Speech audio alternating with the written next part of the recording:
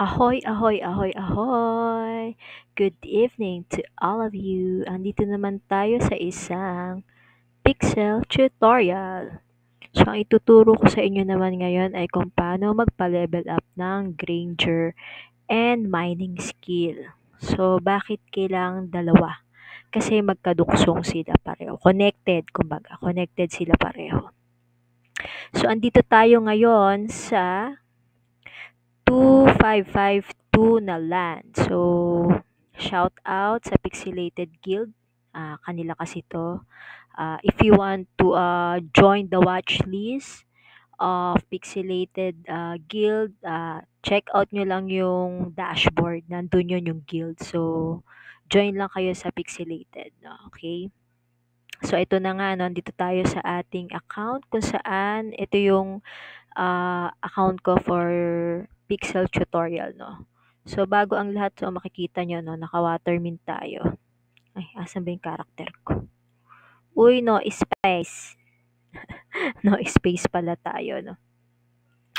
So, ito na nga. So, ano ba yung Granger na yan, no? So, click natin itong skills. Lakayan natin ulit yung screen para makita natin, no? 100% natin. So, ito yung Granger, no.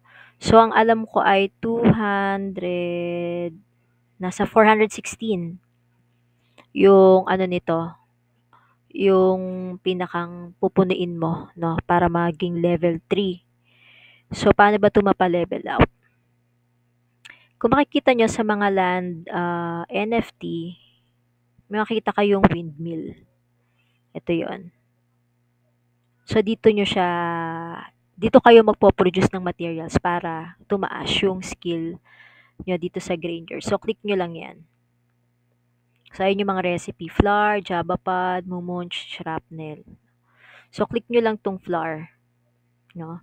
Every time naman na meron ka makikitang recipe, click nyo lang kung meron kayong materials. Kung wala, so hanapin nyo kung saan nyo makikita yon. But anyway, so meron tayong 6 grain bow. Ano ba yung grain bow na yan? Saan ba yan makikita? Saan ba yan makukuha? So, pupunta kayo sa Box Galore, bibili kayo kay Hazel ng grain bow seed. So, itatanim nyo siya. Siguro mga 1 hour lang to. 1 hour? Oo, mga 1 hour ata siya matatanim. Tapos pag na-harvest nyo na yan, so magkakaroon na kayo ng grain bow. Para siyang halaman eh, no? Mukha siyang halaman. Tingnan nga natin. Para nga siyang halaman. Halaman nga siya. So, yan yung recipe para gumawa ng flour. So, click nyo lang yan. Tapos magkakaroon kayo ng 12 points. 12 plus experience. Okay? Medyo mababa. So, click nyo lang yan. Create.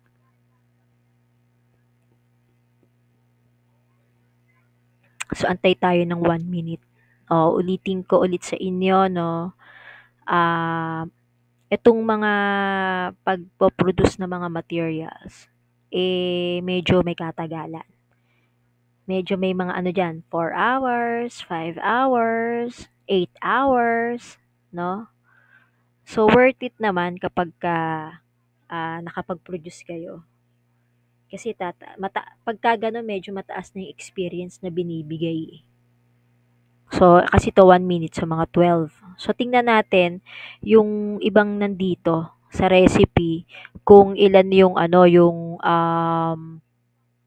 mabibigay na experience. Yung flour kasi is level 0 to, no? Level 0. Parang ito yung gagamitin mo para mag-level 1 ka. So, tanim ka lang tanim ng grain bow. Wala namang problema yon. Kumbaga, ngayon kasi kailangan nyo mag-ipon ng materials kasi darating na yung chapter 2. Pero hindi ko muna yun tatalakayin or i-discuss kasi medyo kailangan nyo muna ngang mag-upgrade yung skill nyo to level 8, no? Panama na yan pag nag-chapter 2. Kasi nabuksan nyo na yung mga rare materials na iba. So, panama na yan. So, collect nyo lang yan. So, tingnan natin Jabapad. So, may 28 experience na ibibigay. Yung Momoch, 150. So, ang kailangan ng Momoch ay grain bow at saka cooking mix. Yung cooking mix, available na rin yan. Available yan sa Box Galore sa ating suking tindahan. 10 ano yan, in 1 cooking mix, 10 berry. So, kung gusto nyong mapataas agad, dun na kayo, 150 kasi. Yung shrapnel, 31, so kailangan nyo ng iron bar. So, yung iron bar, makukuha nyo to sa mining. So, mamaya na natin yun i-discuss yung mining na yan. Kaya nga sabi ko sa inyo, lahat ng skill madadaanan nyo kasi connected sila sa isa't isa. Okay? Every time na magle-level up kayo, may mabubuksan na bagong materials. Okay? Katulad nito, pag nag-level up yung Granger ko, mabubuksan yung construction powder ko. So, yung construction powder na yan, may paggagamitan yan. Okay, may paggagamitan yan. Kaya, lahat ng recipe or materials na makikita nyo sa lahat ng skills, may paggagamit. Kailangan yan. Kaya sabi ko sa inyo, ipa-level 8 nyo lahat ng skills nyo para panama na yan sa pagdating ng chapter 2. Mga 2 months. 2 months pa daw yung dadating eh. So, create ulit tayo. 1 minute. Okay, tingnan natin. So, meron pa akong 251 na experience na kailangan kong bunuin. So, itatry natin yung dalawang mumanch ba yun? Oo, mumanch. Yung mumanch na yan, yan yung pagkain ng cow. Para makapag-produce kayo ng milk. Okay? Pero kasi siguro mga 25% makakakuha kayo ng milk. Parang mga ganun, mga 25%. So, medyo mahirap siya. Mahirap siya kahit siguro gumawa kayo ng mumanch ng medyo marami-rami. Para papakain nyo lang papakain. Kasi magpo-produce siya ng pupo at saka milk. Di ko lang alam kung ilang try bago makapag-milk. Okay. So, collect lang natin yan. Bago ang lahat, bago tayo magmumuch, tayo ay mag-dispose. Mag-dispose tayo. Punta tayo sa cooking. Ay, nako. Cooking.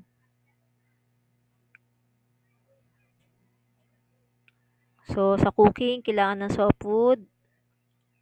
So, ayan. Cook tayo ng berry. So, mga 24 minutes.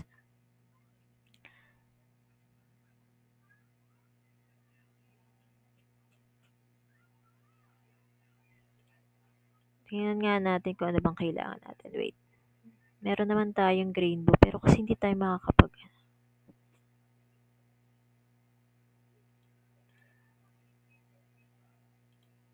Ayan, kailangan yun ng 12, tapos 20, no? So, ano naman tong shrapnel? Sa shrapnel na lang tayo para tumaas-taas. So, itong shrapnel na to, ito yung sa mining skill. So, ano ba yung mining skill na yan? Ano ba yan? So, ito yun. Pag may nakita kayo na ganito, drill required kasi to eh. Yung drill, mabibili rin yan kay Hazel sa Box Galore. Pwede nyo rin siyang makuha ng libre sa post office. Okay? So, kiklik nyo lang yan, makakakuha kayo ng ironite na sinasabi. Okay, ironite. So, click nyo ulit yan to start na mining for 1 hour and 30 minutes. Okay? Click na natin to. Honey. Tapos, ito. Okay? So, meron tayo ngayong 20 na ironite. Para magkaroon tayo ng ironite bar, para makapag-produce tayo, punta lang tayo ng... Wait, wala kasing kilil to eh. So, punta tayo ng Terravilla. Magbe-bake tayo. Di ba yung mga kiln kasi, yan yung sa mga ceramic something. So, punta lang tayo dito sa Rainbow.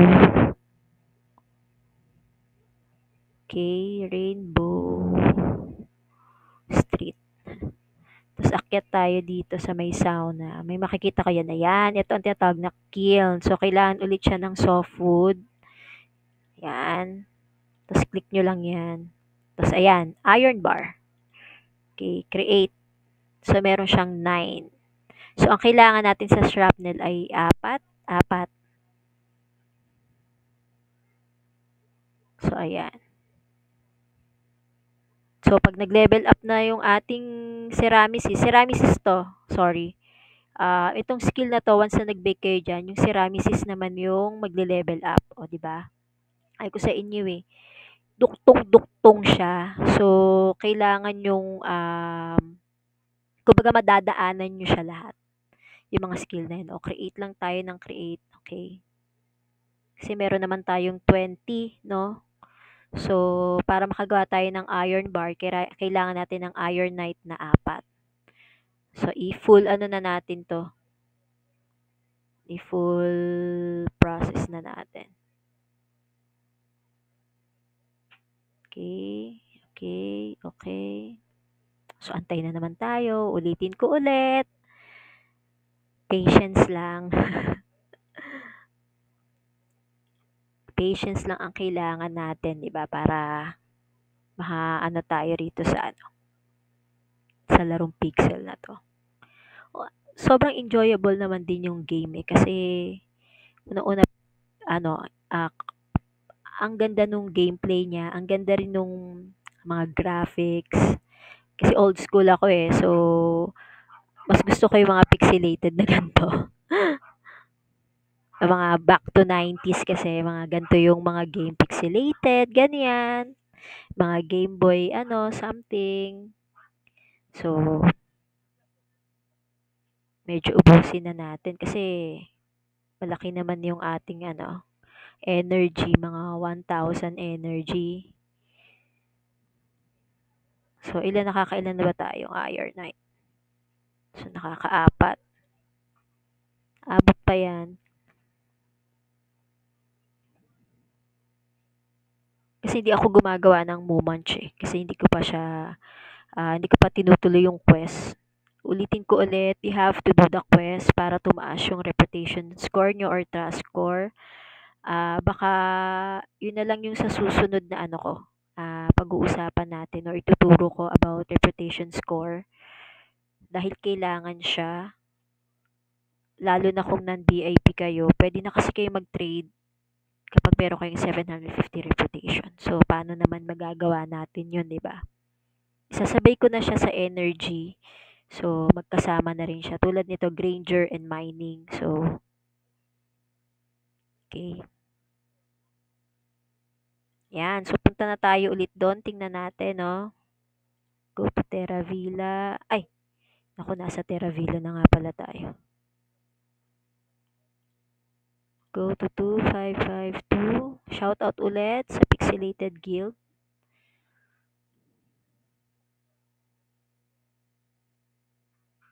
So, ayan, click nyo lang yan. Once na na-click nyo lang yan, shrapnel na yan, create. O, ulitin ko, no? Para magpa-level up ng Granger, you have to cook or mag-produce kayo sa windmill. Tapos kapag sa mining naman, you need a drill. Bibili kayo kay Box Galore, kay Hazel, or magkakaroon kayo ng libre. So, 500 berry lang yan. So, mas okay yan para mag-progress kayo rito sa games na to. Okay? So, thank you very much sa inyong lahat. Sa panonood ulit, don't forget to subscribe. God bless you all and thank you.